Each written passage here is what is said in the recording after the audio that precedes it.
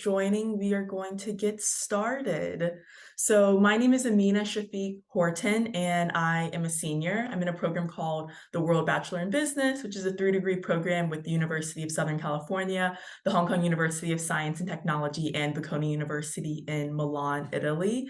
I am very excited that we are hosting this panel called Introducing Careers in International Affairs with the Women of Color Advancing Peace and Security in Conflict Transformation, WCAPs organization, and the Carnegie Endowment for International Peace, which is a think tank based out of Washington, D.C. So I helped create this idea for the event because although the field is very broad, many students of color have limited exposure to the field, the career opportunities, insight into the professional experience, and the wealth of resources that are available to minorities to pursue this field. And so WCAPs Carnegie and I are very excited to be able to create this event in this space to be able to highlight the path and the resources to help students pursue the field. So in terms of the structure of this event, we will have two panelists, Christopher Schell and Lindsay Whitehead, who I will introduce later. And there's also going to be a Q&A section at the end. So we invite you to use the Q&A function at the bottom of your screen to add your questions. So before I introduce the panelists and the moderators, I want to give a brief and definitely not exhaustive overview of some of the career paths in international affairs before we dive into the panel section of the event. So first, there is the opportunity to be a diplomat or a foreign service officer. There's currently about 8,000 staffs in American embassies abroad, consulates, and working out of the State Department. There is also an opportunity to work in international organizations such as the United Nations, the World Bank, the International Monetary Fund, as well as other nonprofits and think tanks. And think tanks like the Carnegie Endowment for International Peace support policy research, development, advocacy, a lot more, but that's one of the functions of a think tank. There's also other government agencies. You can work for the USAID, which works in international development. There's also intelligence agencies like the NSA, the CIA, who also touch international affairs and all of the work that they do as well. Also, there's an opportunity related to that in defense, working for the Department of Homeland Security, Department of Defense. All of these careers all touch international affairs and policy, and depending on your interest, if you're interested in computer science, you could be a cybersecurity analyst and still be able to touch these areas as well. Also, international law, there's journalism and media. You could go into academics and research, and if you find a topic that you're really interested in, you can pursue that at university. You can pursue that at a think tank, as Christopher Schell will talk to you more about later. Then there's also environmental diplomacy, which is a very pressing issue right now. You'll see that there are conferences around the world that talk about how we can achieve, 2050 climate goals. And if that's an area of interest, you can pursue that as well. In terms of a few more, if you're interested in the business side of international relations, you can not only work for, companies, but there's also organizations that do political or risk analysis for companies. So if you're interested in a consulting type of role, you can analyze, big picture risks and then present them to companies and how that's going to affect their space. There's also international education opportunities to be a teacher abroad, and then also cultural exchange and tourism opportunities that for the people that are facilitating the many scholarships available for you to pursue perhaps a different language abroad, you could become a program facilitator for options for programs like that. So there's a wealth of career fields and paths. I didn't even mention all of them. And so we have two panelists who are in their respective fields that will be able to tell you more about their roles.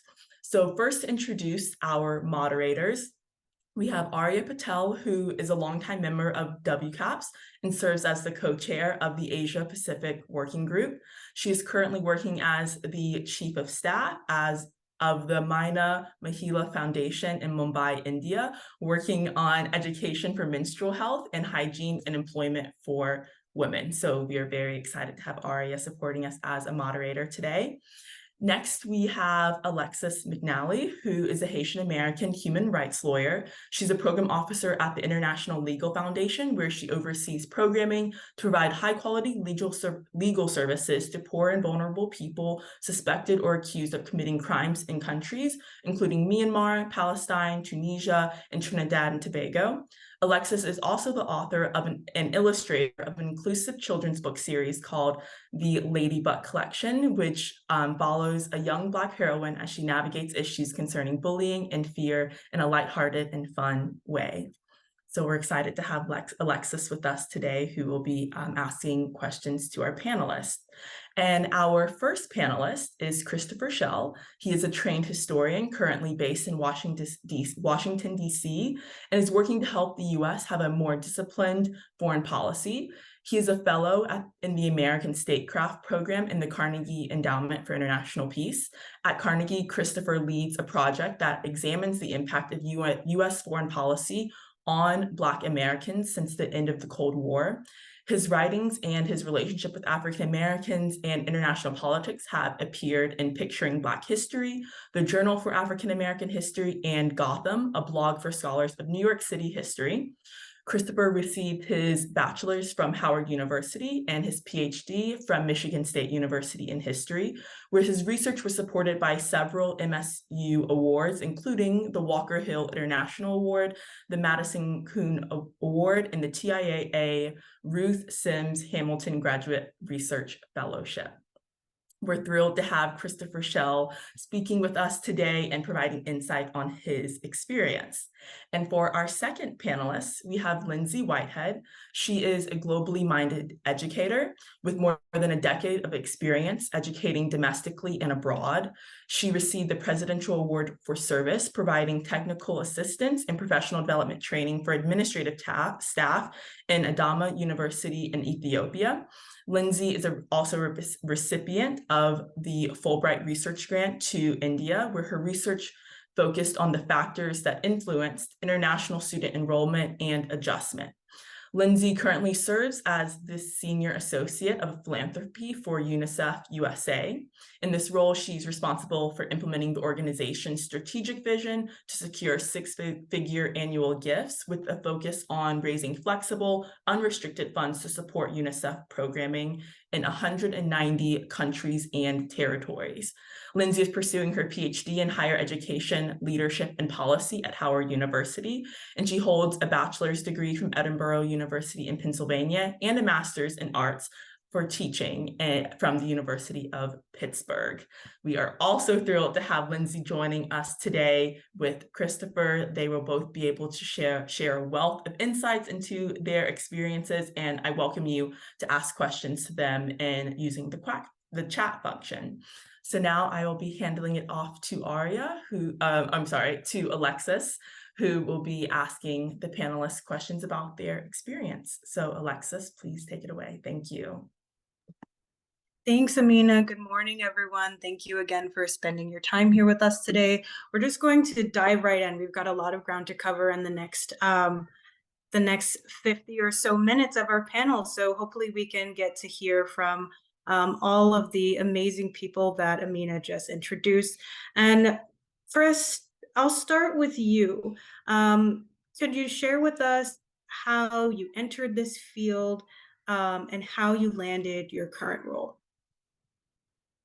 Of course, of course. Well, first, I would just like to say thank you so much to all those at WCAPs. I really appreciate you bringing me on. I think what you all are doing is super duper invaluable. I wish when I was in high school, I had someone to talk about something besides just becoming a medical doctor or a lawyer or engineer. I mean, I think there's so many vast fields out there, and that you could even still do work with having a traditional doctorate degree or law degree. You can still do so many impactful tasks that kind of step outside of the traditional norms. So yeah, with that being said, yeah, so I guess I'll keep it super duper condensed. I initially wanted to go down the route of being a professor. I had a strong love for history, always loved history. I attended Howard University for undergrad, and I had a love not only for history, but like international history, history of individuals of African descent, but also in the US and outside the US. And with that being said, I went down the PhD route, went to Michigan State. I studied Latin American Caribbean history. That was always a passion of mine. And I guess I pretty much had my eyes set on becoming a professor. As Amina kind of talked about, it gives you a skill set that is translated outside of the field of academia, but that wasn't really made known to me when I was in the PhD program.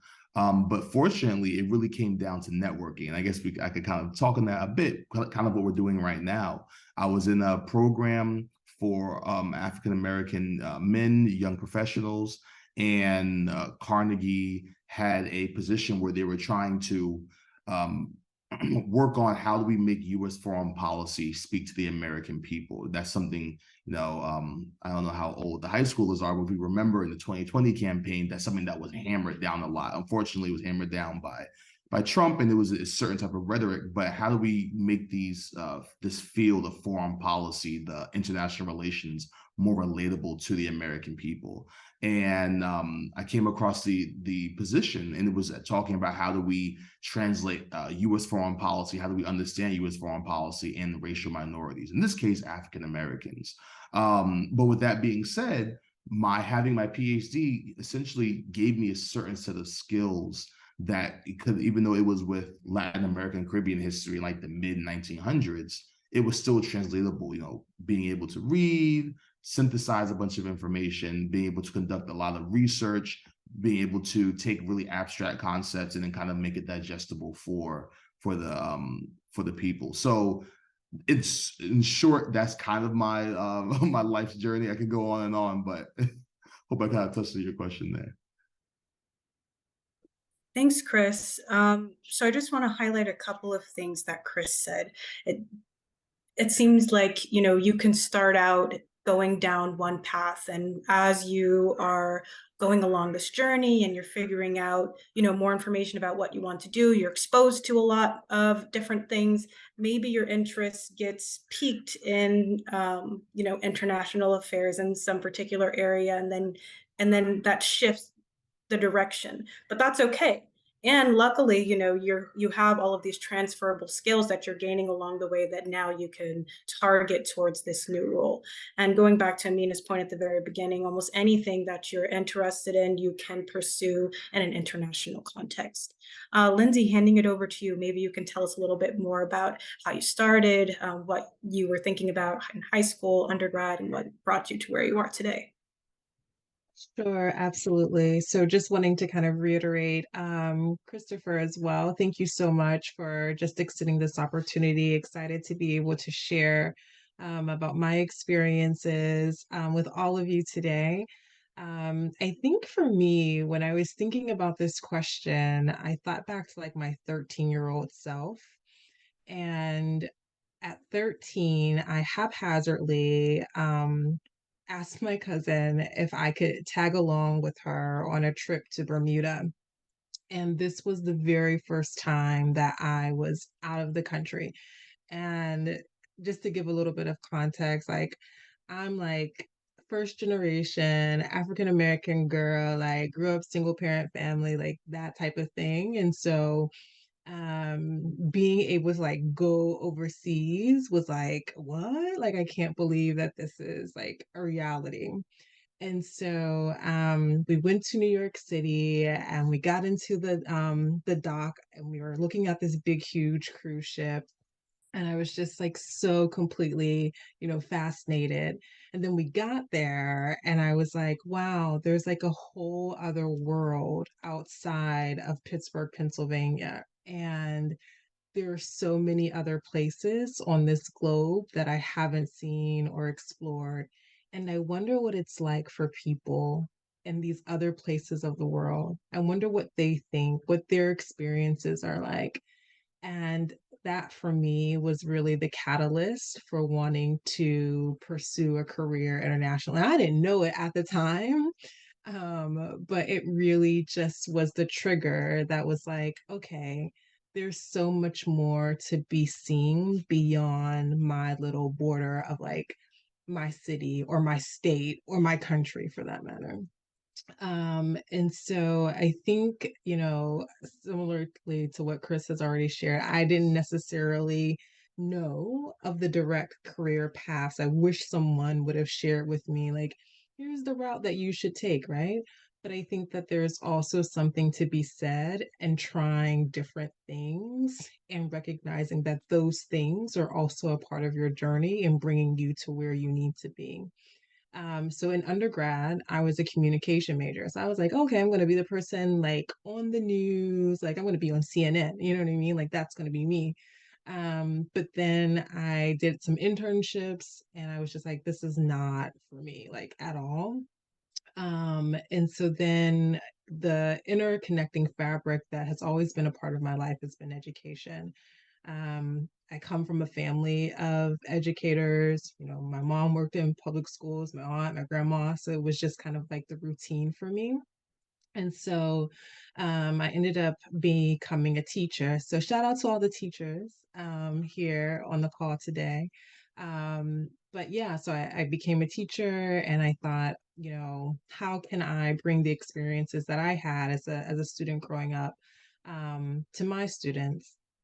And after completing my master's degree, I went through a fellowship program called IFESH. It stands for the International Foundation for Education and Self-Help. And they received funding through USAID at the time. And they were working on building capacity for educational systems in Ethiopia, within the higher education system in particular. And I thought, okay, well, I've seen education in the US context. Well, I want to see what it's like to have education abroad. So I, packed my bags and I was like, okay, I'm out, I'm gone. I'm trying to get out of Pittsburgh anyway. So any opportunity I can, like I'm gone. And I had such an amazing experience, like as a person of color, to go back home to the Mecca, to the country, to the continent is always an enriching experience. And then to be in Ethiopia, which is, the cradle of civilization in many regards, was just an amazing opportunity. And to be able to do the work of building educational systems and supporting young girls and educators at the university level was amazing. I'm gonna try to keep it short because I don't want to run out of time. But long story short, I will say that my career journey has not been like a straight and narrow path. And that's okay that it's not a straight and narrow path. It's okay if it's a winding road because all of those experiences are a part of your journey. So yeah, I'll leave it there. Thanks, Lindsay. Yeah, the world is just so big. I think that's, a huge takeaway from what Lindsay just shared with us. There's so much going on beyond your city, your state, your country, as Lindsay was saying. And so um, it's really it's such an amazing feeling once you are able to step outside of your comfort zone, step outside of what you're used to and what you've experienced every single day, and see how other people are living. Um, that's one of the most amazing parts, I think, of my work and being able to just experience what it's like for someone else living somewhere else. I want to dig in deeper into what you both are doing now. What does your typical day or week look like in your current role? Do we want to start with me? Yeah, Chris, let's start with you. Sure. Yes. So my typical day, let me think about it. Um, so I guess I'll just start with kind of like giving like a backdrop. So I'm at Carnegie. Carnegie is a think tank. And for all those who don't know, like Amina kind of talked about earlier, we conduct policy research, um, research on various topics. I'm at a foreign policy think tank, so we're thinking about different issues that's going on around the world right now. So very much so similar to kind of where you all are right now, where we are, it's an educational environment. So my day, an average day might include meetings and meetings with high-level officials. So let's take, for example, we all are hearing about the war in Ukraine right now. So my day may look like meetings with some individuals from the White House, from the State Department, talking about pressing issues. And then we're also offering some insight on, okay, how are we as scholars and researchers thinking about these different issues? And it's not just the war in Ukraine. It might be issues about climate change, tech in Africa, those various different topics, Latin America. So that's part of what the day looks like. The other half is sending out, responding to emails, which we all love. And then my day also includes researching and writing. So it's kind of how you want to set it up, I mean, depending on if I have meetings, but that's definitely so for all of those who are interested in reading and writing, that's a part of my day. Where if I have a certain topic that I'm working on, I'll use myself for an example. Working on a piece on the election and Black Americans and how they may vote. So reading a bunch of articles, and then doing some writing. I like to knock out about 500 words a day. It's just a quick tip to all of those out there that helped me get through grad school. If you have a big task, I recommend doing 500 words a day. So that's just, one of my tips. But yeah, that's what my day kind of looks like. And then usually after that, it's, going to different networking events, different events that may be geared towards other think tanks, other really pressing foreign policy issues. So that's an average day. But the really neat thing about a think tank is that, it could it's not really stale. Some days may look different than other days, but by and large, that's kind of like how my 9 to 5 looks. Thanks, Chris. Lindsay? Yeah, similarly, I think one of the things that I really love about my job, and sorry if you can hear the dogs in the background. So one of the things that I really love about my job is the fact that it is not like the same thing every day. Like I think if I had to come into a place and have to do the exact same thing every day, I would go like cuckoo for Cocoa Puffs because it would like drive me insane. So right now, one of the projects that I'm working on is our president and CEO is planning a visit with our national board members to Bolivia to look at the implementation and effectiveness of UNICEF's work. And so it's been a lot recently of like organizing all of the logistics for that. So ensuring that we have an engagement strategy when they come back home, like how are they going to share out their experiences, what they learn, what they gather from their work, what are they going to see while they're actually there. And then another day may consist of like looking at revenue and thinking out projections about are we going to be able to meet our funding goals. Another time it could be having conversations with donors or trying to get donors to like talk to me and like be able to share with them like the great work that UNICEF is doing. Then later on today, I'm going to this event about child migration at Georgetown. So it just depends on the day. And I think that's one of the things that I'm really, really thankful for, the flexibility to be able to do a lot of different things. So, yeah. Thanks, And tons Lindsay. of emails too. Lots of emails. Yeah, lots of emails. I, I think you can tell from both Chris and Lindsay's descriptions that a lot of international affairs, whatever role you're in, is going to be about relationships. It's going to be about connecting with people, whether that's over email or you're doing it in person. You're going to be spending a lot of time just working with other people. And so that's if you like working with people, if you like meeting and engaging with people face to face, if you're a people person, I think international affairs is a great spot to be in. Achievements and appreciations. And Lindsay, maybe we can start with you this time. Could you tell us about an experience that has brought you joy, or an achievement that you are most proud of? Um, I think that one of the achievements that I'm most proud of is just being accepted into the Fulbright program. I totally did not think that I would like get in because everyone says you never get in, like, and you definitely don't get in the first time that you do it. And so I was like, okay, this is just like me just, throwing putty at a wall and it's not going to stick. But I actually did get in, and I'm so incredibly thankful to the people at Howard University for like ushering me and shepherding me and guiding me through that process. Um, it was so stressful, to not gonna lie, it was really stressful.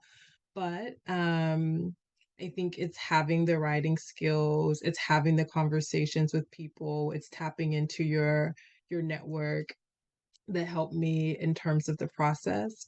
But I think also being able to pursue a topic that I'm incredibly passionate about and really interested in um, is also one of the achievements that I think speaks volumes in and of itself, like the ability to do what you're passionate about. And I think that is something that's so often like, I wish somebody had told me that. Like, what are the things that you're like passionate about? Like the things that you naturally gravitate towards because it's just so innate as to who you are. Like, if you're a really great writer, if you're a critical thinker, like what are those skills and how can you parlay that into a career and profession? And I think for me, because I am highly analytical and I always have a million questions, that being able to kind of see educational systems, which is the work that I've already been doing, but also to be an advocate for international students and to look at policies very critically and astutely and to think about potential solutions for how we're addressing like international student mobility and how does this align with national policies. I think for me, that was an achievement, not like getting the Fulbright. Like the Fulbright allowed me to do the work that I was incredibly passionate about. And so for that reason, it was a really great achievement. Can you explain a little bit about what the Fulbright is exactly? And then could you also kind of share with us about how exactly you were able to transition into the role that you're in now? And then we'll go back to Chris for the achievements and appreciations question. Sure. I think it was probably referenced earlier that the State Department has these exchange programs, and one of the exchange programs happens to be the Fulbright program. So it's supposed to, promote diplomatic relations and diplomacy through engagements with others in international contexts and countries. And so this provides students, typically undergraduate students or students who have recently graduated from undergrad, the ability to pursue either research or to pursue teaching, usually English, in another country. And so yeah, I think that it's a really great opportunity to, gain those additional skills, to gain that international exposure. One of the other advantages of completing a Fulbright is that you're also able to kind of parlay that into a career in the federal government. And so um, that's just another, additional thing to consider as you're navigating through the application process. So sorry, would you mind repeating the other question that you had? Yeah. So how did you end Mm, up now at UNICEF? Mhm. sure. Um, So I had interned at UNICEF through the Career Services Department at my university, and I can be like that annoying, relentless person. And I went to back to them and I said, hey, like, I need this internship at UNICEF. Like, please, oh, please, oh, please, oh, please, let me knock down everyone's door, anyone's door that I can in order to get this internship. And because of the relationships that I continue to build, and because of doing, good work, and having, a level of passion and inquisitiveness and always wanting to know more, that was that was perceived incredibly valuably. And they were willing to extend to me an offer once I came back. And so I say that to say that a little bit of tenacity, a little bit of hard work, don't sell yourself short. You have everything that it takes and probably that much more to be where you need to be, and the importance of just your network in terms of opening up doors for you. So, yeah. Thanks for sharing, Lindsay. Chris, over to you about an experience that brought you joy and an achievement that you're most proud of. And then I'll also like to hear more about how you ended up in your current role. Of course. I would definitely have to piggyback off of what Lindsay said. One of my greatest achievements and an experience that brought me joy, it was the ability to be able to pursue what I love, and that would be in the PhD program, completing the PhD. I really want to kind of tease out what Lindsay was saying, where pursue what you love and your passion. I know it may sound cliche a bit, but it's nothing like when it comes to being satisfied with life, satisfied with yourself, and really feel like, if you're going into a field of international relations, I think you have a bit of a humanitarian in you. So with that being said, being able to pursue a PhD, it was in history, and one of the things about getting a degree in history is that they stress to be able to write a history about a certain people or a certain place, you have to travel to those places. So my degree was all throughout. Wasn't all throughout, but it was about different islands in the Caribbean. So Lindsay, I actually went to Bermuda for some research as well. Beautiful island, very expensive, but beautiful island. So yeah, with that being said, I was able to travel to these places, and kind of what you were saying, Alexis, as well. When it comes to international relations, being able to meet other people, it kind of gives you a level of just humanity, more ethical when you interact with other people outside of just your own nation, your own city, and you see other people are just as human as you. And it gives you that level of humanitarian aspect of, let's have a more just and equitable world. So yes, getting a PhD really showed me that going to these places, not just, writing a history without going there. Yeah, I love to read and write about a certain topic, and that's what I was able to do for 5 years. So that was a huge pleasure. And then it also gave me another appreciation. I know the high schoolers, and I know you all are reading a lot of books and writing a dissertation. It gives you an immense respect for writers. I know for me, it showed me how writing is not easy, and just having to craft a concise document, for a couple of 100 pages gave me a whole new respect for the craft. So that's something where it brought me immense joy, but it also really gave me a level of respect and deference for all the writers that I read in high school, college, and in graduate school.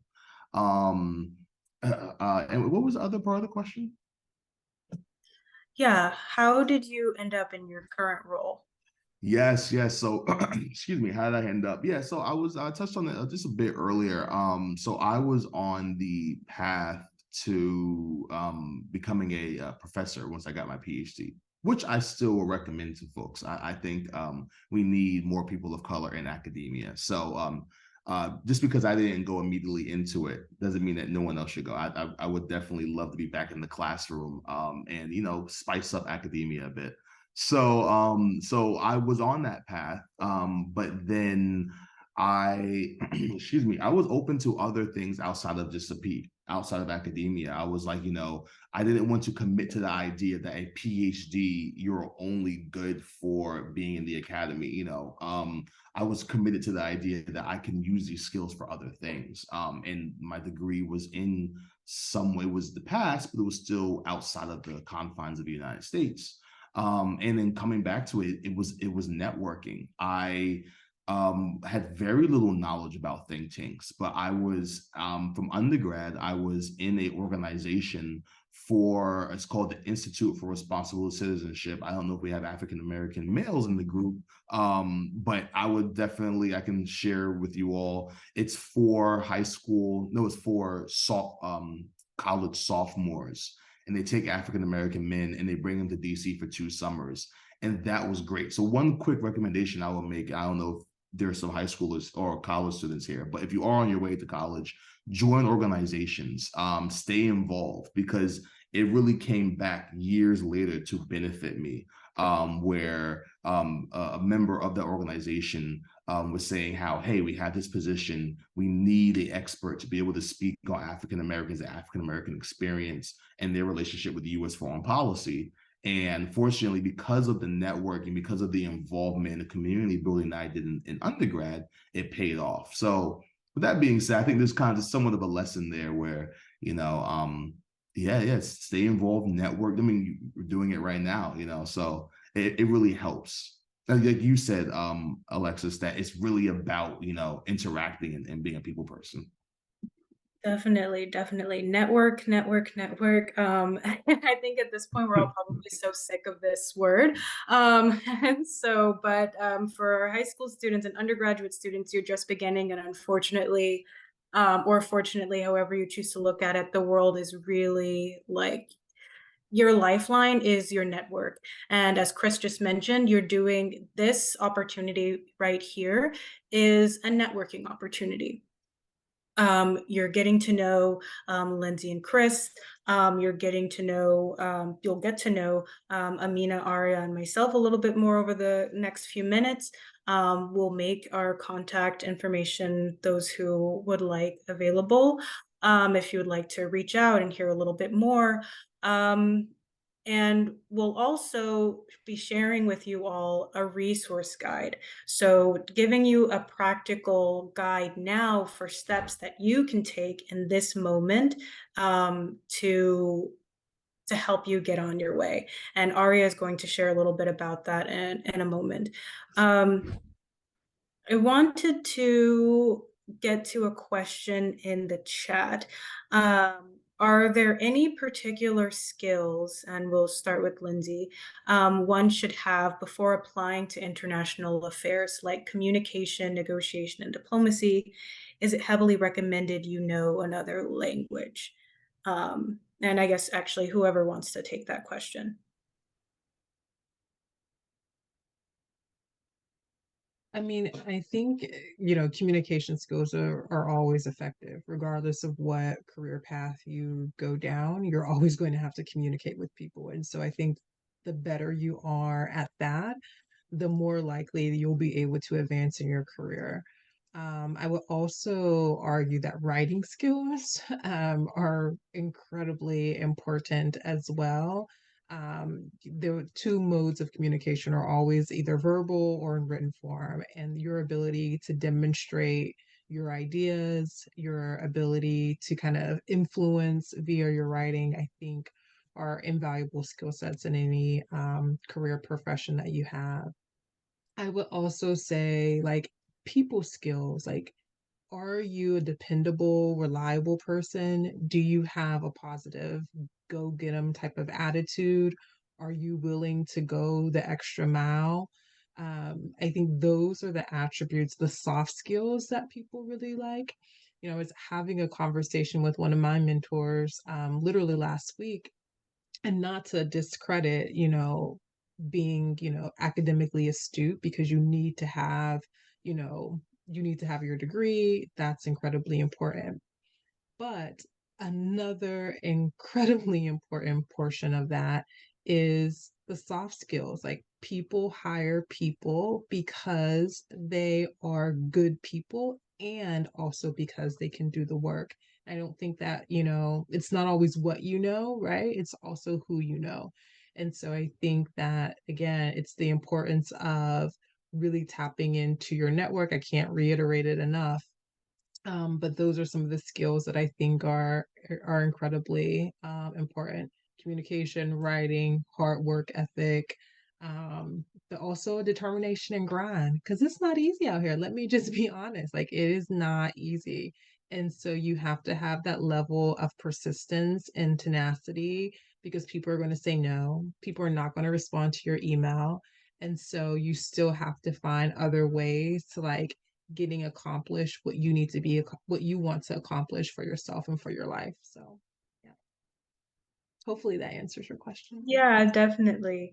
It can definitely seem like you're just shouting into the void when you're trying to break into this field as you're sending out resumes or applications. Hopefully, things will be a little bit easier with the guide that we'll share with you all, and you can start putting things on your resume now that'll make it a little bit easier for you to get the call back and the interview.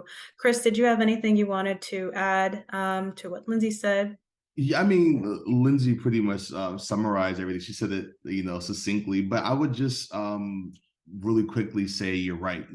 I can't stress enough the importance of both the soft and the hard skills. And there have been recent like commentaries that have been talking about that, about how important the soft skills are. And I guess in the soft skills, like what does that really mean? Being able to converse, dependability, like just like your character as a person.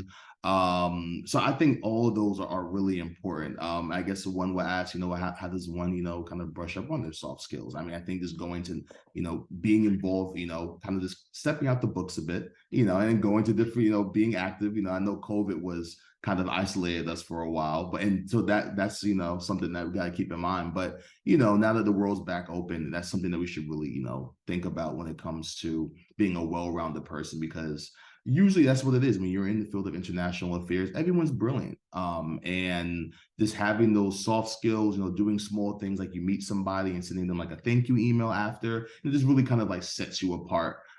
So that's really, I think, a main key. I would add something on like this, the aspect of writing and reading, something that I'm actually getting into.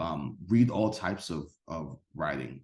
Something that I kind of fell into the pigeonhole of doing was just reading history, but now I'm really getting into like reading fiction. So that also just kind of helps round out you as as an intellectual, where don't just get so pigeonholed in the books that are of your field. Read all types of stuff. Thanks, Chris. I'll just add, sometimes in these roles in international affairs and defense diplomacy and development, you'll find that you're wearing a bunch of different hats, and you'll also find that you're constantly being challenged to become an expert in a new area. And so, and that adds to the fun for some people. That's what's fun for me. It keeps you from, I guess, getting bored, if you like every day to look a little bit different than the last. And so just being able to be adaptable and flexible on top of being kind and courteous, it'll just help you stand out as a candidate and make you be able to have a much more positive impact in the work that you're doing every day.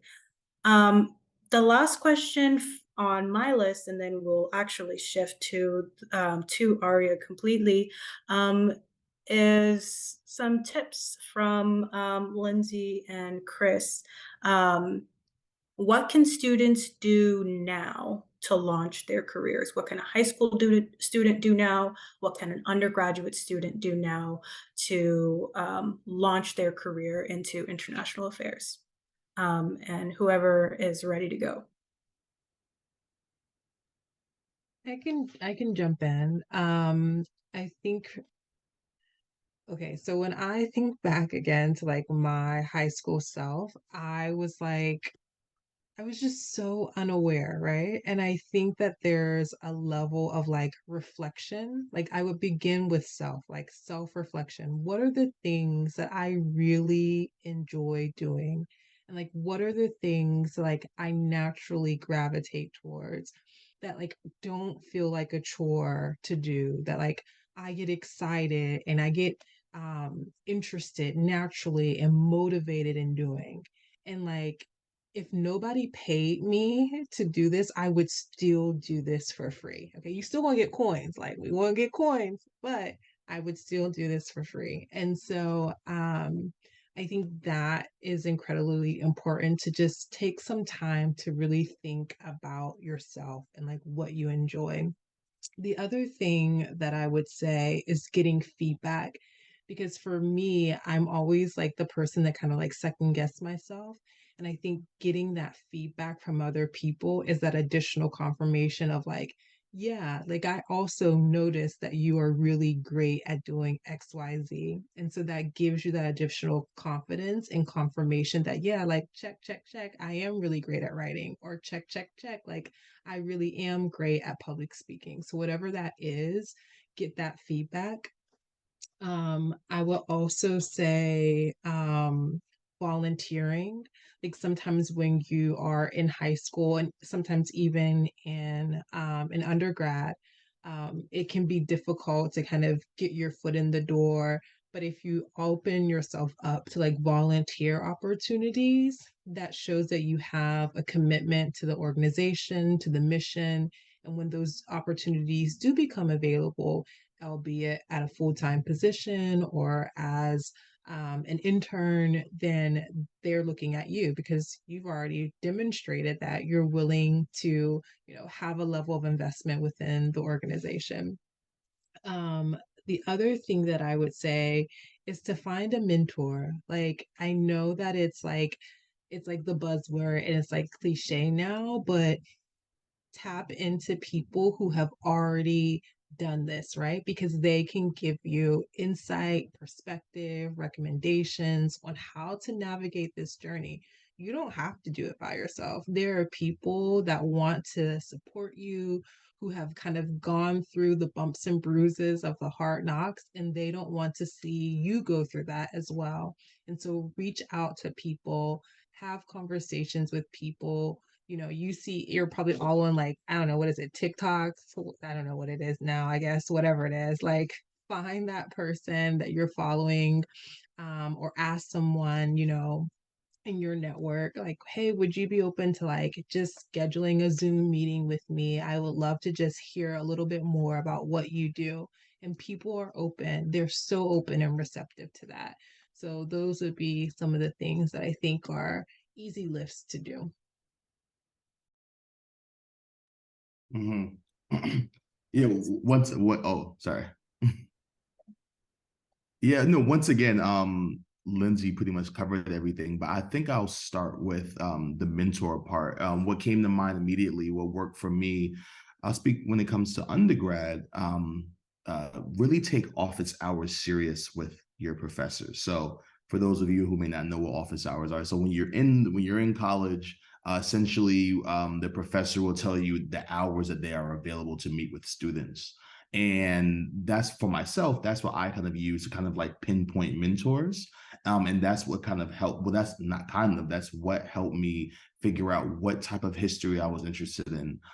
That's what helped me figure out which graduate school I should go to. And that's also those connections I made also informed me about how great of an opportunity Carnegie was. So that being said, I would say there's a million and one ways to find mentors, but you already have, I mean, in the university environment, I mean, you're paying money. You have these brilliant individuals who are well established at your fingertips. So I would say the best way is like take office hours serious. Yeah, and then reach out to professors and really pick their brain because they've gone through the route. Many professors will have, or just university administrators just at large will have had very long and storied careers. So I think that's something that's really helpful that's worked for me that I think will be really helpful for you all. And then the second thing is you're right. Self-reflection, figuring out, yeah, what do you enjoy? Like what if no money was involved, what would you not mind waking up and doing? I think that's also really helpful figuring that out. But then also too, it's okay if you don't have that. Like if you sit back and you're like, I don't really know just yet what I want to do for free besides play video games. No, but yeah, when I was in high school, that's what I want to do for free. But no, but in all seriousness, it's all right, to not have it all mapped out. But yes, that self-reflection, at least just getting the ball rolling, maybe like do a journal entry and think about, okay, what do I enjoy? Those things would definitely help. And then wish I could speak more to high school, but I could speak more to like college environment. But then once again, I'm thinking about if you know for sure that you're interested in international affairs. I know Howard had what they call an international affairs center. It may be called something different at other universities, but every university kind of has a international affairs center where they have study abroad. I would say seize the day on study abroad. I actually had a professor who was pushing me to do study abroad. I never did it, and I regret that. But if you have an opportunity to do study abroad, I think that's one of the best times to do it while you're still young. You don't have a whole host of responsibilities, but getting involved in those centers, if you know international affairs is up your alley, that will open you up to a whole other world. So those are pretty much the 2 or 3 things I think you could do. Thanks for sharing, Chris. And I'll just lift up a few things that Chris and Lindsay said. It's very important, not just for deciding whether or not you want to go into a career in international affairs, but just for your own personal growth and your own professional development in general, to know yourself and come to know yourself. And that's hard, and that takes work, and you might be learning new things about yourself every single day. But you're not going to really be fulfilled until you know what it is that makes you happy and what it is that motivates you. And once you're able to figure that out and you know what your passions are and what drives them, then that's going to help you make these really important decisions about your life and your career. Second, you're also going to want to talk to really as many people as possible, because you don't know what you don't know. And until you talk to somebody else, um, you're not going to want to have even heard about a particular opportunity, but understand how engaging in a new experience might affect you or how that might work out. And just an example, when I was in law school, I was just out. It was kind of like a networking event, and I met a colleague, and she was telling me about the Center for Constitutional Democracy at our law school. I had never heard of the center before, and when she spoke about it, everything she said just clicked for me. And I was like, that's what I want to do. I want to be sitting at the table negotiating peace deals. I want to be studying constitutions and figuring out how to make societies work. And I was able to come back to her. She was very open. You'll be surprised at how open some people are, at how willing they are to talk to you. So just never hold yourself back from just asking somebody to connect. Try to connect with somebody. And she looked over my application materials. I was able to get into the center. I was able to travel with my professors to Burma. And like that was an amazing experience that I probably never would have had I not just been vulnerable and open in the moment to hearing what somebody else had to say about their life. So I'll leave it there, because we actually have a lot to talk about in terms of what high school students and undergraduate students can do practically to move forward if they're interested in pursuing this career. Aria, are you here with us? Hi, Yes, Aria. I am. Passing it over to you. Thank you so much, Lindsay and Chris. Yes, thank you so much, Lindsay and Chris. And actually, there's a couple more questions in the chat that we could try to get to after I introduce the resource guide. If you don't have our deadline, then do stay on for a couple more minutes. But before that, I just wanted to introduce a resource guide that we've put together. So we haven't shared this yet, but as soon as the program ends, we will be getting back to you with this resource guide to all the participants that have signed up for this invite. And you can also reach out to us directly if you hadn't seemed to receive it. But basically, this resource guide has a lot of insights, a lot of ideas, a lot of links for things that you can explore as a high school student. So personally, I remember being in high school and doing my little Model UN club and being like, wow, I really want to negotiate like nuclear proliferation deals, but how do I get where am I in high school and where is that career? So there's so many steps in between that you need to take. And we've tried to list out as many resources as we can to help you figure out those steps. So in high school, the steps could include studying other languages, doing things like speech and debate or model UN that refine your, knowledge about international relations, but also your communication and people and soft skills that we mentioned. You can also look at, different kinds of programs that might take you abroad. For example, one of our moderators, Amina, was part of the NSLIY program, in which the Department of State, in cooperation with the American Council for International Education, actually sponsored high school students to go abroad to learn Arabic, Chinese, Hindi, Indonesian, Korean, and more. And so these are actually opportunities that are available to you now. And you know what? A lot of people probably don't know about them. So you should definitely apply, because you never know. Even if it feels like you're not going to be the one that gets selected, always put your foot forward, and you never know what's going to happen. And then when you get to college, there's so much more, whether it's choosing your major or what kind of scholarships are available to you, what kind of courses you might want to look into, tips on studying abroad and getting internships. We have some guides on all of that in our resource document.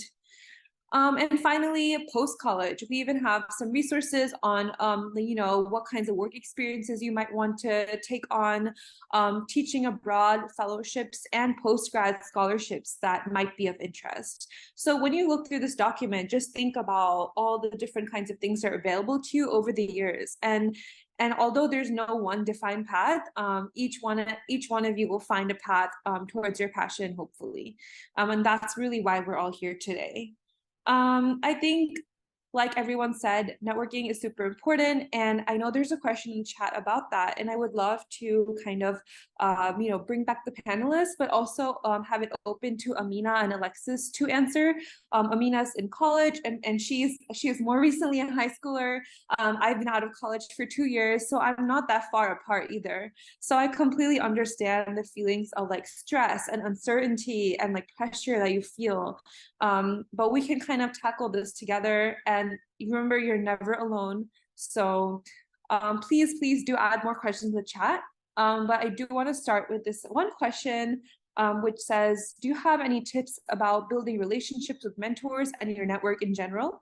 I tend to speak to a lot of people, but I don't understand how I can remain in contact or continue that connection going forward. Personally, like, I really get this, like, there's some level of social anxiety, like you say hello, it's kind of awkward, you just kind of like walk away and you're like, okay, well, I guess that's done. And so I completely understand that. And I think, there may be some people that you really just don't click with, and that's okay too. But when you do, try to do the follow-up, the little thank you note, when you ask like genuinely inquisitive questions, the other person is going to get drawn by your curiosity as well. So remember, when you're looking for mentors or when you're looking for networks, it's not a one-sided thing. You don't have to feel guilty for, asking for someone's attention, because most likely they got help from someone else too, and they're super excited to pass on that. So one of the challenges I think a lot of my friends face was, oh, I don't want to bother them. Like, oh no, that's really awkward. I don't want to ask them for a favor. But I bet that person is waiting for your email and is super excited to respond when you reach out to them. That's my little 2 cents, but I'll pass it on to anyone else who wants to tackle this question. And please do add more questions. No question is the wrong question. So anyone else interested in answering this? I can jump in and add just a couple things.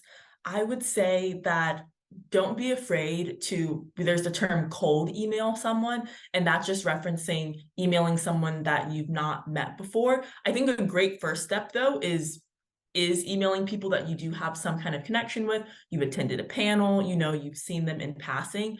But if there is someone who's in a role that is really exciting to you and you don't have a connection to them, which is totally okay, reach out to them on LinkedIn, find their email. The way that I've structured it, I introduce myself, and maybe if I've done anything related to their work, mention that, and then, express why you may be interested in speaking to them. Obviously, try to keep this quite brief, and then ask for, you know, a 20-minute Zoom call with them, just to be able to hear, and Lindsay touched on this, you know, asking to hear more about what they do. And I would say, I mean, don't be discouraged when people don't answer. They typically aren't ignoring you, just people are very busy. But just don't be afraid, because you may send out 10 emails and two people will respond, and one of them will lead to your next job. And I know that I've been able to get opportunities by cold emailing people. So don't be afraid to do that. And then in terms of the part of the question about maintaining a relationship, just periodically update them on what you're up to. You know, maybe you mentioned to them in your conversation that you're thinking about applying to the NISLE program, which, you know, which is one of the study abroad programs. I really want to encourage you guys to apply to those programs. But maybe you mentioned you're interested in applying to it, and then you get it. Send them an email saying, thank you so much for the conversation that we had. I wanted to update you that I had this opportunity. I really appreciate the time, you know, something like that. And just whenever you have life updates, I think that's a great way to maintain the connection. And it doesn't have to be regular. It can be, you know, once or twice a year, anything like that, but just being able to touch base. So I think the word networking can sound really daunting, but just think about how you maintain relationships with your friends and people you may not see very often. You just stay in touch. And I just definitely recommend for you to explore the study abroad opportunities and all the programs that you see on the background, on the resource guide, and not being afraid to reach out to people that you may not have a connection with.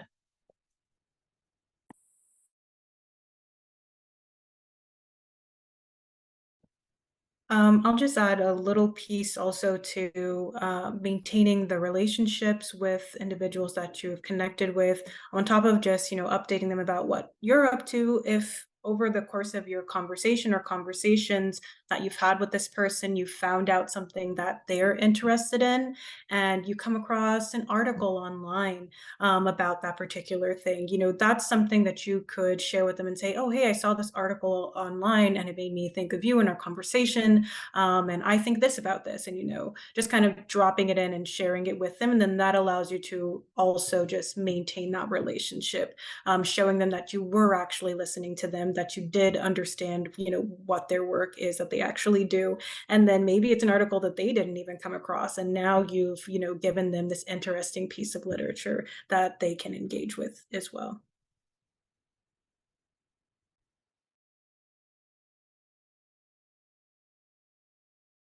Please do add more questions in the chat, y'all. No question is a wrong question. You know, we're happy to answer anything No that you're question curious. is too big or too small. I guess I'll ask a question to the panel. Like, what was a moment that was like really, really like awkward or like weird for you, like when you were like navigating professional stuff? Like maybe it was just something like unexpected, and then, you know, later on it turned out to be something like really different or really fruitful, or it was actually something that went really well, that in the moment felt super, super uncomfortable or weird. Because I think a lot of times as high schoolers, like you're like, oh, like, what did I do that right? Like, oh, that's like so out of my comfort zone. Like, I don't think that this is like what I should be doing. You know, you're always questioning. And so it's just like sometimes it's fun, or it's important to reflect on those like moments and like how maybe they're actually valuable.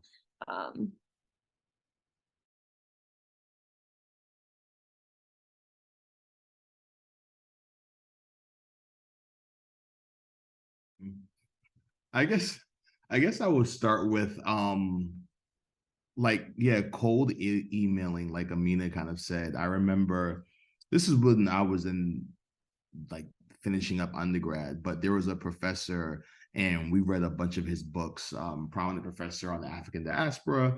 And I remember being told that you have to email people. And I remember emailing him, like, he's not going to email me back. And got the whole long email just kind of just detailing, okay, what I should be doing to get into a PhD program.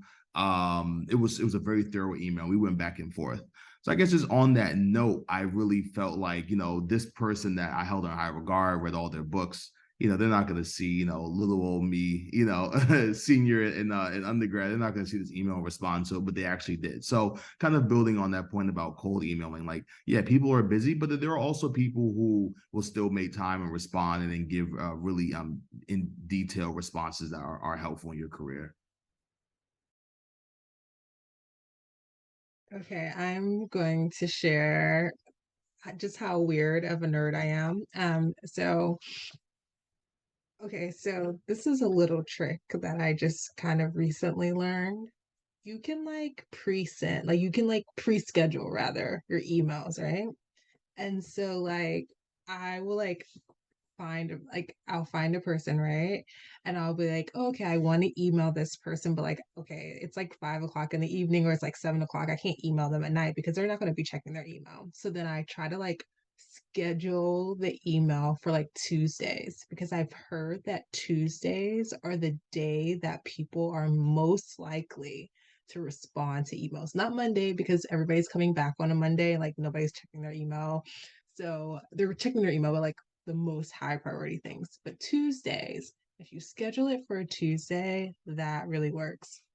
And I'm trying to think of like just an awkward instance. I mean, I think sometimes it's been a little awkward just around like I remember one time I was trying to get this fellowship at the Embassy of India and like I was like literally like emailing every single person that I could like find and like nobody was responding to my emails.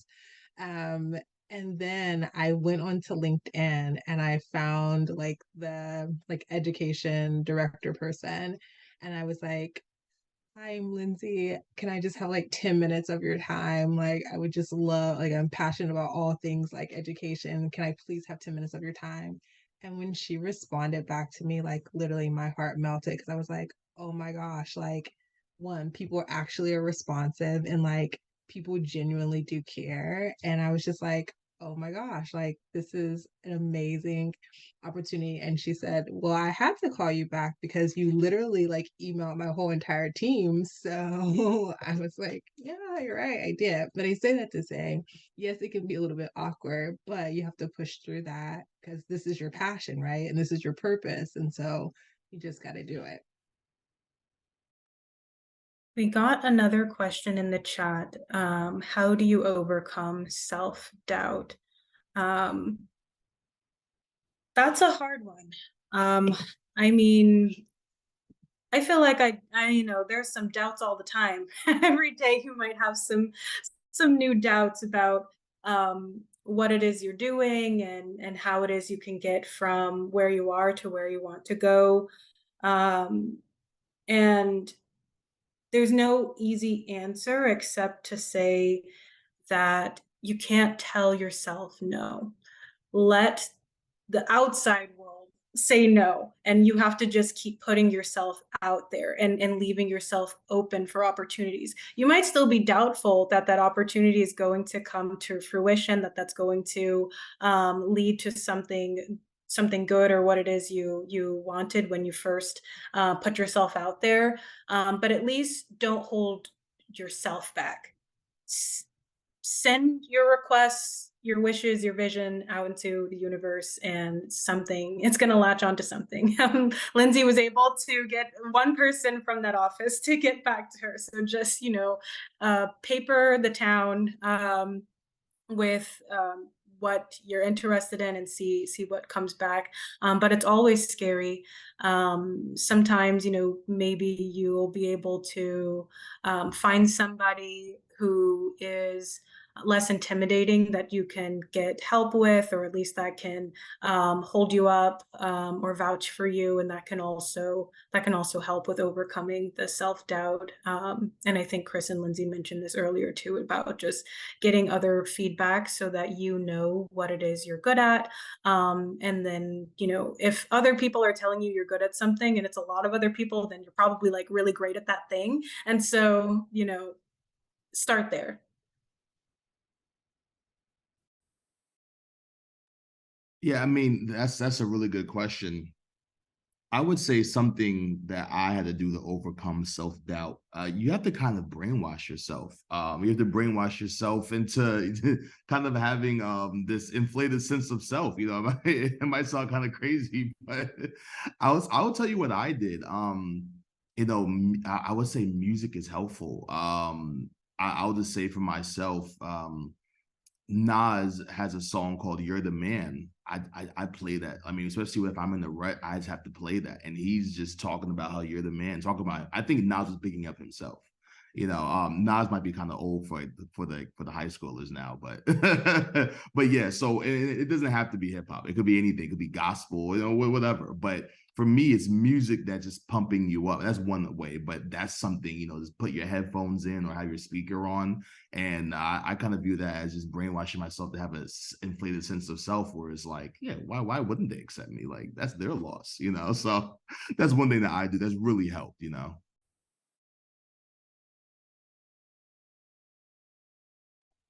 I do like these little like sticky notes, like of like little affirmations to myself, which is kind of cheesy, but like it works for me. So like I'll just put on there like, okay, like you got this today, or like go get a girl, like you know what I mean? Um, and so I think just like those little reminders are just like little things because I totally self-doubt and I overanalyze. And so I'm always wondering, like, well, I don't know, maybe what if? And so I think just having that like reminder to myself, but then also as you continue to like grow and advance in your career and you start to have those like milestones, then you begin to reflect back on those experiences and you say to yourself like, oh, this is the evidence that I really can do this because I've done this and I've done this with greatness, and of course I'm going to be able to do this again. And I have this like long resume, this long list that demonstrates that I have everything that it takes to do this particular job. So don't second guess yourself. That's such a great kind of collection of responses that's super uplifting. And I think this is a great note to kind of wrap up our discussion. It's been so great hearing from all of our panelists and also getting all these wonderful questions from our audience. We really appreciate everyone taking the time to be here. And we hope that this was very helpful or as helpful as it could be to you. We are going to follow up with this resource guide as well as the contact information. You can also find most of us on LinkedIn if you would like to connect and follow the kinds of work we're doing. Like we said, never hesitate to reach out. And I just want to mention thank you again to Carnegie Endowment as well as WCAPs, Women of Color, Peace and Security, for helping us put together and sponsor this event, as well as countless other people who were not on camera, who also contributed so many of their ideas and efforts to make this all happen. And yeah, please stay in touch. And I will pass it over to either Amina or Alexis if there's anything left to add. And we will end it on that note. We will also have a recording of this meeting so we can send that out as well. Yes, thank you everyone for joining the resource guide. I think for any of the questions unanswered about, classes and programs and resources for the people who are attending from North Carolina, all of those are there. And we just want to say thank you so much for being here. We want to extend our thanks to Chris and Lindsay for taking the time to provide insights that have been extremely helpful, even for myself. So thank you everyone for joining, and we hope you have a great Friday and rest of your weekend. So thank you. Bye, everyone.